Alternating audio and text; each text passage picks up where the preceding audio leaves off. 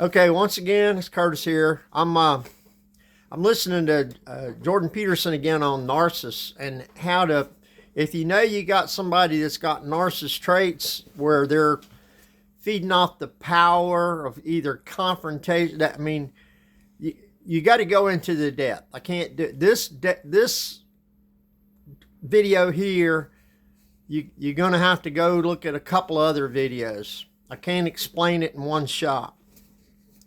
But what I'm hearing is how can you your absence, how can you remove yourself from the situation to sort of de-escalate or depower the narcissist. A narcissist needs attention, recognition, okay? I have a chart over here on the wall, I didn't break it out, that says we all need a little bit of recognition. We need relationships. We need to be acknowledged. It's part of our human nature. No man's an island, can't live alone. We're not designed to live alone. We get in a mutual relationship, a good relationship, somebody will recognize it and thank me. The relationship will be rewarding. We are not trying to control the other person.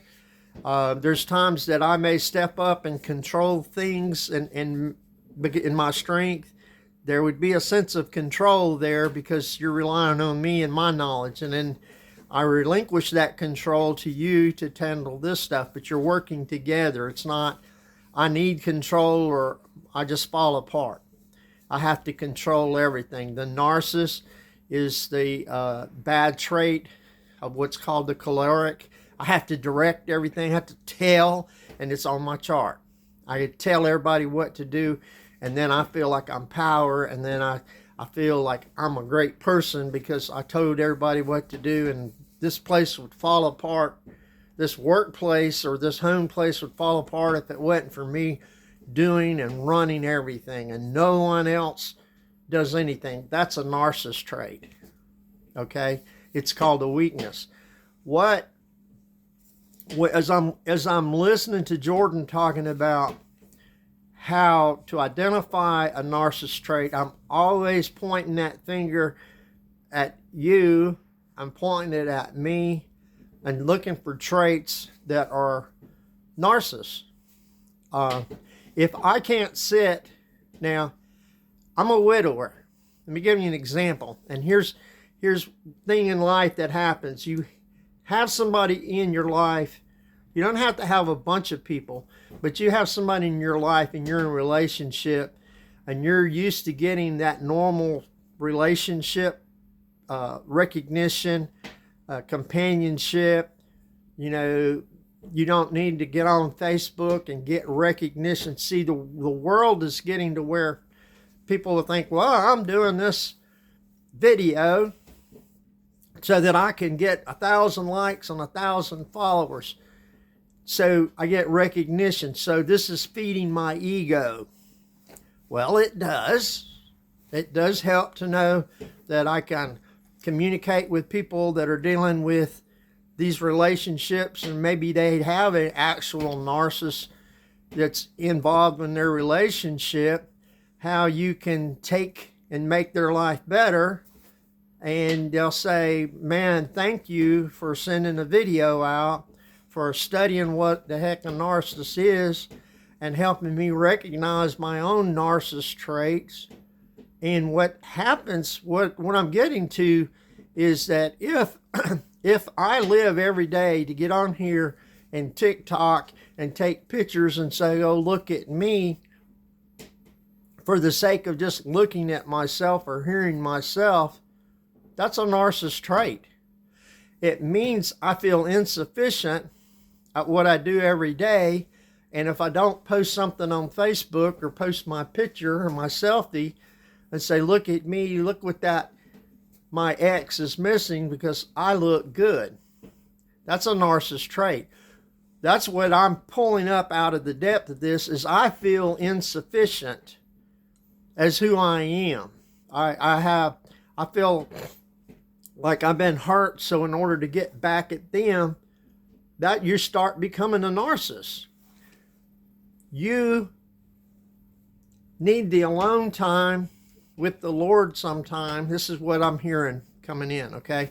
And know I'm sufficient. Today is sufficient. To be here is sufficient. I have gifts and skills that I can go use and help other people get paid for. I work. I don't sit isolated. I do a lot of isolation. I do a lot of watching and video, but I do get out and I go do something of service. That's called a job. It's called work. I don't just sit there on my phone all day long. You know, if I'm on my phone, I'm listening to some videos. Yes, sometimes I'm browsing like everybody else. But the whole goal is to feel sufficient. Now, when you are a widower or you become a widow, you have totally got that out. You don't necessarily have that relationship on that bottom quadrant. It's relationship and recognition. It's our people. It's what we do with people. I don't have recognition. I don't have somebody to talk to bounce ideas off of. And so we tend to go now after time to seek some kind of outward, hopefully a person that can really relate to us on a one-to-one basis. I can have a conversation with them. Something bothers me, I can bounce it off of them. When you don't have that, you go out and you start looking in this world. Be careful, because you can get a narcissist. You can get somebody that they also need somebody to feed off of, but their problem is they try to control everything. They're insufficient. You know, you have a job, you have income, and I mean it's guys or gals that they do this. Oh, well, I'm living in the street. I don't have any money. So, baby, I'm talking a man. Can I come live with you? I will promise you I will mow the yard. I will do all this. And next thing you know, the woman is paying for the man. Everything. The man may have a job, but he doesn't do anything in the house. And he comes home and he just sits on the couch. You know, lets her do all the rest of the stuff. Women that need a man that's a narcissist, they know the man can fix things. They can fix things, and they will bat their eyes. Oh, yeah, and I might even give you some. And you come and handle my problems I can't handle. But then once they're in the home, it's like they want to take control of things and raise hell with their new boyfriend or new husband, and they're just tyrants. They're controlling everything. Where you at? Where you been?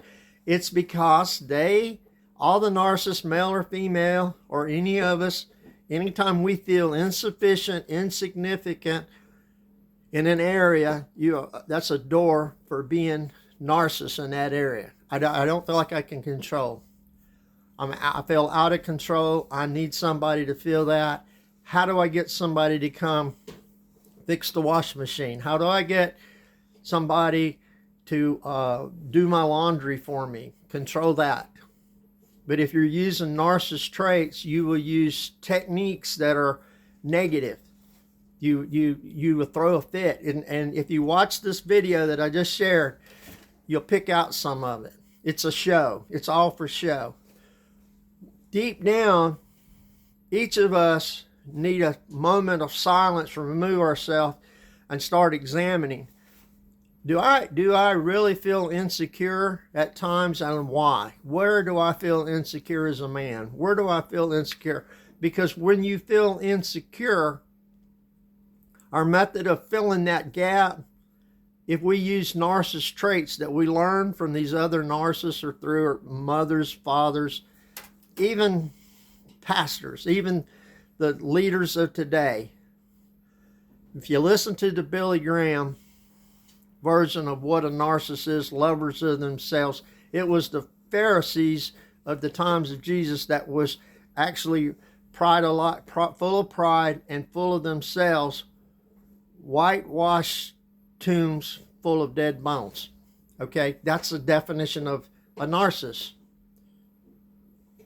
Yeah, like I said, you're not going to get all of this. This may not make sense, but if you have people that are leading you that are narcissists, when we group together, we tend to start adopting those traits unless we're aware. Jordan says it, become aware. Awareness is the key. A narcissist doesn't want to know, doesn't want to examine self. Everything that's happened in the world is everybody else's problem. You've seen people with addictions, the reason they drink is because they had bad parents.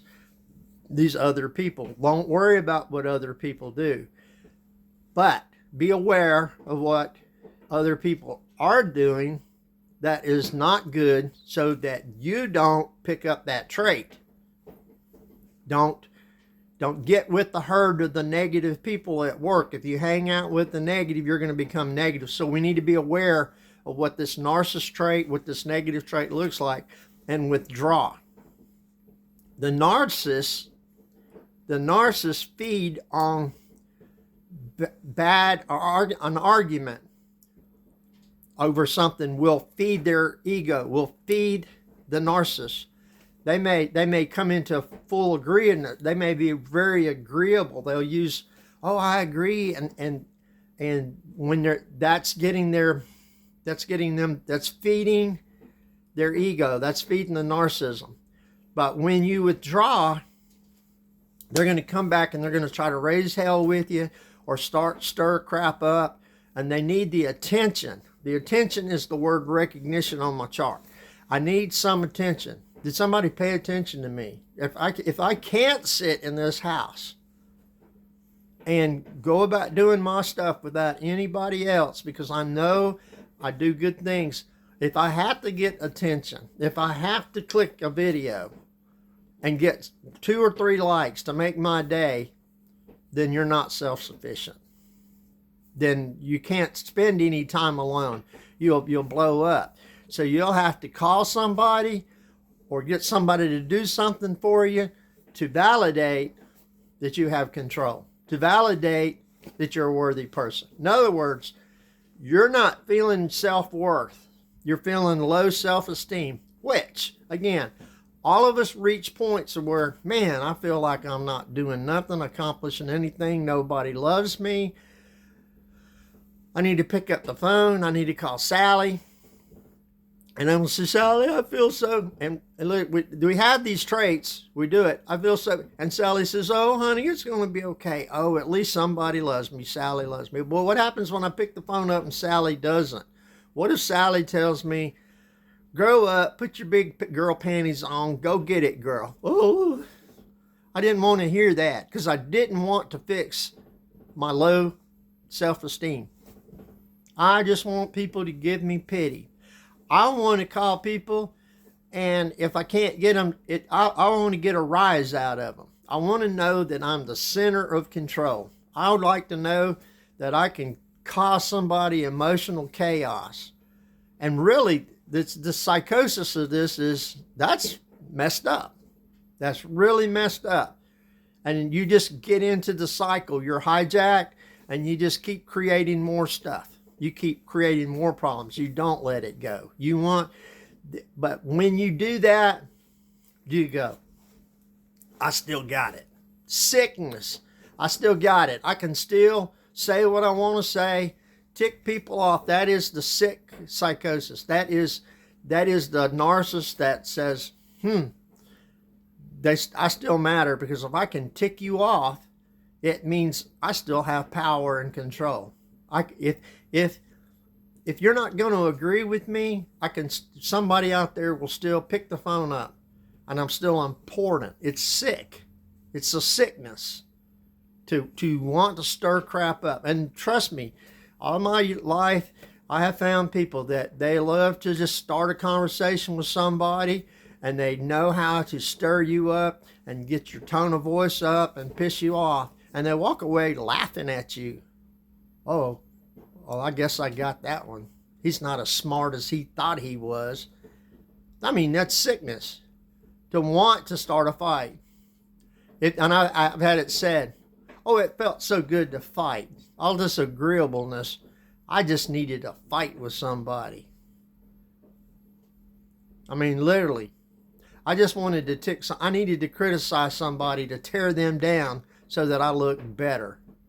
You know, why is this person asking? They never think that the person's asking questions to learn from them because we actually admire them. Well, you just think you know everything, or you're criticizing me. These are all signs that the person, that's their narcissist trait. Lovers of themselves in the end times, there would be lovers of themselves. This is from Billy Graham. That means that the Bible is predicting. That was Billy Graham's definition of narcissism. In the last days, there will be many, the Bible says. So that means if you're like me, the Bible is true. It's telling us in the last days. I would say, let's say 50% of the people will have narcissist traits. 50 will be servers and helpers of others. Or 80%. I mean, it's going to get bad, so 80-20. You and I may be facing 80% of the people we have will have at least some narcissist or 50% narcissist trait. It's going to get bad in the end. So if we don't recognize what the narcissist is and we become one, we will become part of the world that Jesus was defining as lovers of themselves. Now that's how I take it. My goal is to examine myself. My goal is to learn what this trait is and avoid that sin. That's all it is. It's sin. To be a lover of yourself, never serving others, only thinking of yourself is what the Pharisees, and Jesus flat out calls it sin. We are in a fallen state, so that's why when they say that we, like Jordan Peterson will even say it, we all have that trait. It's just that we recognize our darkness and our beast, and we keep that subdued. If we're not aware, awareness is the key.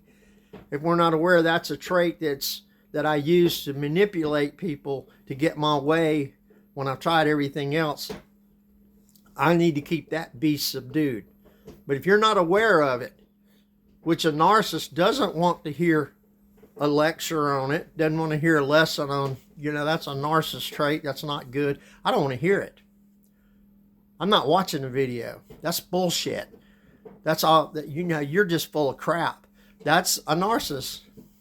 They don't want to examine their own self. They don't want to improve themselves. They want to have everybody feed them their attention. They want everybody to provide for them. They want everybody to stop, drop, and roll and do exactly what they want. That's all a control. And then they're nice sometimes. Yes, oh yes. And then other times they're throwing a fit. And you're like, what the hell? This is not normal. Not normal. And like I said, you can adopt it. Things can be hitting you hard, and you can go to your closet of demons, the darkness, the monster, as it's described, and you can pull that out to get my way. That's the nature of human beings. But boy, I hope we can diminish that, work in collaboration and cooperation, work as a team in a good relationship, giving each other recognition, getting tasks done, planning together, cooperating together, success, insight, will, again, implementing, getting it done, getting the problems, and not being all damn emotional about, oh, it's broke, you need to get your ass over here right now. No, calm down. We'll get to it. We'll fix it. Emotions don't fix problems. Logic and reason with good planning and tools and equipment fix it. Or you're going to have more money and replace the thing. Emotions out of control equals chaos, argument, fight. And you don't want to be the one that's fanning the flame, or you got to be careful because people are feeding it, trying to get you to flare up.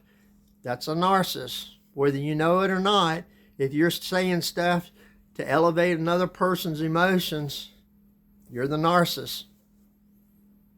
Maybe you're not a narcissist all the time, but when you don't get your way, it's a play, and you're trying to get your way, control things, your way or the highway. That's a narcissist trait, right? So, learn from the lessons. Study it for yourself. If you actually have a narcissist that's doesn't want to hear, doesn't want to listen, doesn't want to improve, that's what he's talking about. Jordan Peterson's talking about remove yourself, because when you remove, you're the wood, and when you remove the wood from the fire, it burns out. And it's hard to do because they're going to come back, and you just keep backing up. Keep backing up. Don't try to show them a video. They have to discover it. Now, I don't know how the psychiatrist people help narcissists. And in fact, I've heard Jordan even say, who was, helping people, that oftentimes you can't. They will never change. I like to say that God can. Maybe a certain person can come in their life. Maybe the Holy Spirit can come to their life and help them and help us all be less narcissistic. All right. Y'all have a good day. I got stuff to do, but this series has been helpful. I need to know that I'm okay and I'm sufficient in myself, because if I don't, I can use narcissist traits.